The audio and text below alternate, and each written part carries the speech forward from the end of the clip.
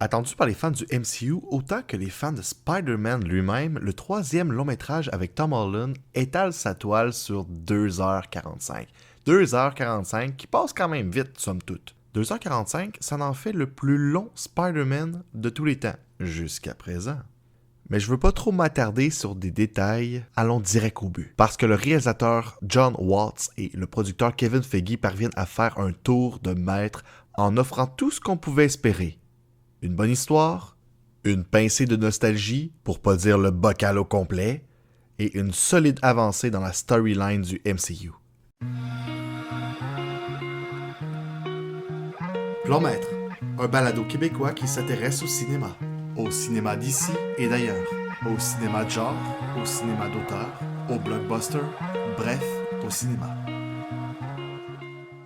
L'univers cinématographique de Marvel devient de plus en plus fourni. Alors je vais clarifier les choses. L'histoire de Spider-Man reprend là où on l'avait laissé en 2019, avec un homme araignée dont l'identité derrière le masque, Peter Parker, est publiquement révélée au monde entier par Mysterio. L'adolescent voudrait retrouver l'anonymat.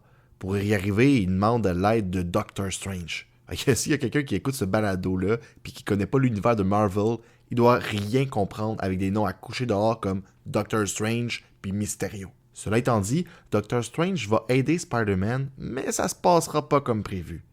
Disons qu'il y a des univers parallèles qui vont s'ouvrir et mener au croisement de plusieurs personnages provenant des films de Tobey Maguire, Andrew Garfield avec l'univers de Tom Holland. Hey, ce serait tellement plus facile si j'expliquais ça avec un dessin.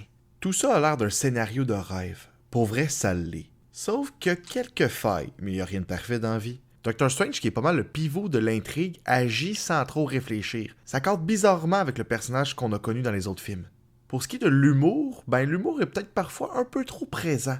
Ça enlève parfois la charge émotive de certaines scènes. Mais rendu là, c'est une question de goût et la nostalgie nous fait déjà vivre assez d'émotions de même. D'ailleurs, parlons-en de la nostalgie. Sur le tapis rouge de Los Angeles, Tom Holland a dit que le film surfait entre la nostalgie et la célébration du cinéma. Ouais, je suis pas mal d'accord là-dessus.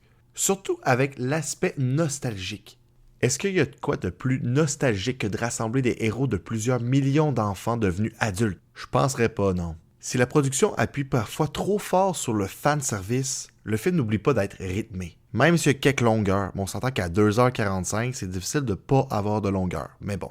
Pour ce qui est de la storyline du MCU, disons que Spider-Man nous envoie ailleurs. Ce qui se passe après le générique ne ment pas.